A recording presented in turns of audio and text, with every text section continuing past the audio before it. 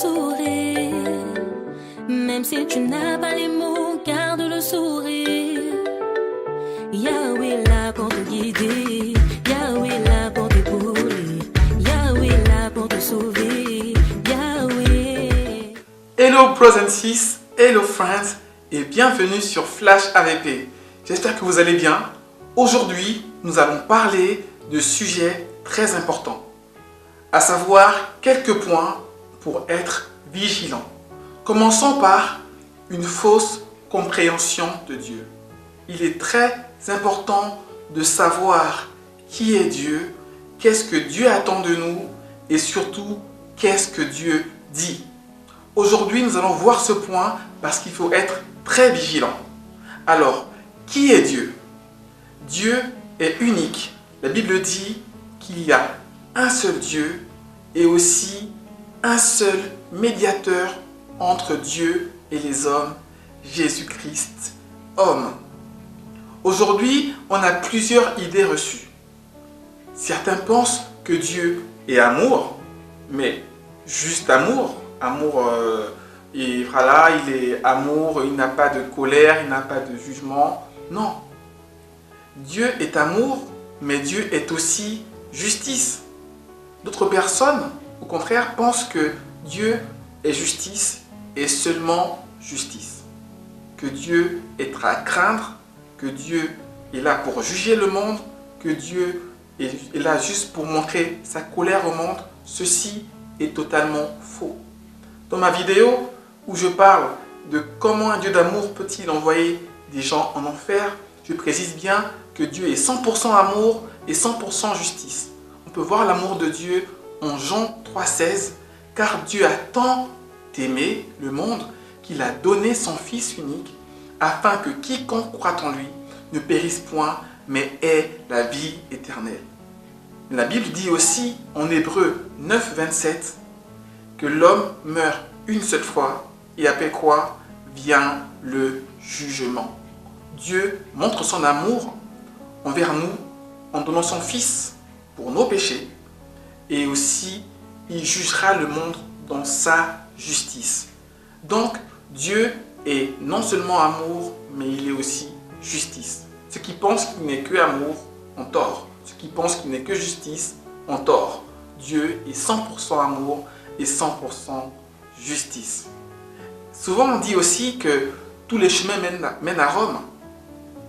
Mais en tout cas, je tiens à vous dire aujourd'hui que tous les chemins ne mènent pas à Dieu. La Bible dit en Jean 14,6, c'est Jésus qui parle. Jésus dit « Je suis le chemin, la vérité et la vie. Nul ne vient au Père que par moi. Je suis le chemin, ça veut dire je suis le seul chemin. La vérité, ça veut dire qu'il y a une seule vérité. Et la vie, il dit qu'il est cela. On a plusieurs prophètes qui ont dit des choses, qui ont dit « Écoutez, moi je vous dis la vérité ». Lui il dit « Je suis la vérité ». Il y a des prophètes qui ont dit « Écoutez, je vous montre le chemin ». Lui il a dit « Je suis le chemin ». Jésus-Christ est le seul chemin qui mène à Dieu, notez-le bien. Parlons maintenant de ce que Dieu veut. La Bible dit en 1 Timothée 4 que Dieu veut que tous les hommes soient sauvés et parviennent à la connaissance de la vérité. Dieu veut que tous les hommes soient sauvés. Il ne veut que personne, que aucun de vous n'aille en enfer. Il veut que tous parviennent à la connaissance de la vérité.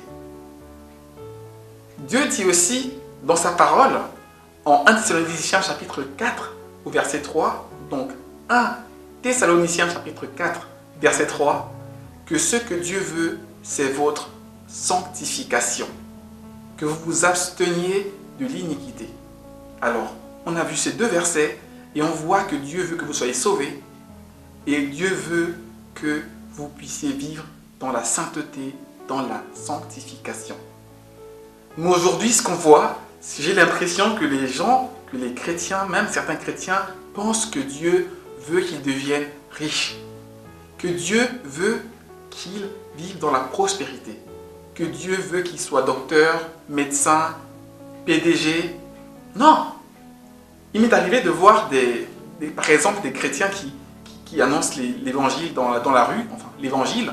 Et en me rapprochant d'eux pour les encourager, je me rends compte en fait qu'ils sont en train de partager des tracts pour dire « Viens dans mon église, venez dans mon église, venez dans mon église, vous allez avoir un mari. Dans mon église, vous allez avoir une femme. Venez dans mon église, vous aurez un travail. Dieu vous donnera un travail, Dieu vous donnera des enfants, Dieu vous donnera... Oui, Dieu pourvoit besoin de ses enfants, mais est-ce que Christ est mort pour que tu puisses avoir une Ferrari? Est-ce que Christ est mort pour que tu puisses avoir un avion, avoir une belle voiture? Est-ce que Christ est mort pour que tu puisses être prospère? Est-ce que la Bible te dit que Dieu veut que tu sois prospère? Non, Dieu veut que tu sois sauvé. Dieu veut ton âme. Dieu veut que tu sois sauvé, que tu sois auprès de lui au paradis. Attention à ces fausses idées reçues. Qu'est-ce que Dieu veut pour vous? Que vous soyez sauvés et que vous ayez une vie de sanctification. Aujourd'hui, les chrétiens ne pensent plus à se purifier, à demander à Dieu de changer leur cœur. Ils passent le temps à demander à Dieu pour leurs besoins personnels. Mais qu'est-ce que Dieu veut pour vous? Pensez vraiment à cette question. J'aimerais finir en parlant de ce que Dieu dit. Parce qu'on a l'impression que les gens écoutent plus les frères en Christ, les hommes de Dieu, que Dieu lui-même. Une histoire dans la Bible qu'on peut retrouver en 1 Roi chapitre 13 nous parle d'un homme de Dieu à qui Dieu avait donné 3 commandements, 3 règles. Il avait dit, tu ne mangeras pas dans cette maison, dans cette ville, tu ne boiras pas dans cette ville et tu repartiras par un autre chemin. Il a donné 3 règles à ce prophète en 1 Roi chapitre 13. Et le prophète a tout respecté jusqu'au jour où un prophète, qui était un ancien prophète, donc qui avait de la carrure, qui avait de la connaissance, qui avait de la bouteille, comme on dit, qui lui a dit, moi, Dieu m'a dit que tu devrais plutôt venir chez moi et qu'on puisse manger et boire avant que tu ne partes. Alors que Dieu avait dit à cet homme de Dieu, à ce prophète, qu'il fallait qu'il ne boive chez personne et qu'il ne mange chez personne et qu'il rentre par un autre chemin. Et quand le prophète qui est ancien lui a parlé de ça, il a suivi ce prophète. Donc il a désobéi à Dieu. Il a cru plus à la parole de ce prophète qu'à la parole que Dieu lui avait annoncée à la veille. Finalement, ce prophète a mangé, a bu, et en partant sur le chemin, il a été dévoré par un lion. Une histoire vraie. Finalement, le fait d'avoir écouté la voix de ce vieux prophète qui avait de l'expérience, de la bouteille, il a désobéi à la voix de Dieu et il est mort. Faites attention, frères et sœurs. Aujourd'hui, les chrétiens écoutent plus leurs hommes de Dieu que la Bible elle-même. Si un homme de Dieu te demande de faire quelque chose et que la chose est contraire à la parole de Dieu, parce que dans l'histoire de cet homme de Dieu, de ce prophète, il a écouté la voix de Dieu. Mais aujourd'hui, nous avons la parole de Dieu, la Bible. Si la Bible dit des choses et que votre homme de Dieu, votre frère en Christ, votre pasteur ou peu importe la personne, vous dit une chose qui est contraire à la parole de Dieu, pourquoi l'écouter? Écoutez la parole de Dieu. Si un frère ou une sœur ou un pasteur vous conseille de faire des choses qui sont bibliques, écoutez-le. Mais si ce n'est pas biblique, pourquoi vous allez l'écouter? On va prendre un cas extrême. Imaginez, vous, qu'un homme de Dieu, vous êtes une femme, il vous dit, vous voulez avoir un travail, venez me voir à l'église de soir. Vous allez à l'église de soir et il vous dit, si vous voulez avoir un travail, une belle vie, il faut coucher avec moi. Vous êtes une femme mariée. La Bible dit, vous ne commettrez point d'adultère. Vous n'irez pas avec un autre homme. Mais cet homme de Dieu vous dit, si vous voulez avoir le travail, il faut coucher avec lui. Alors, on écoute qui? La voix de l'homme de Dieu, qui est contraire à la Bible, ou on écoute la Bible, qui est la parole de Dieu révélée? Attention, frères et sœurs, il ne faut pas avoir une fausse compréhension de Dieu. Je vous laisse, frères et sœurs, avec un verset en Jean 5, 39, qui nous dit, vous sondez les Écritures parce que vous pensez avoir en elles la vie éternelle. Ce sont elles qui rendent témoignage de moi.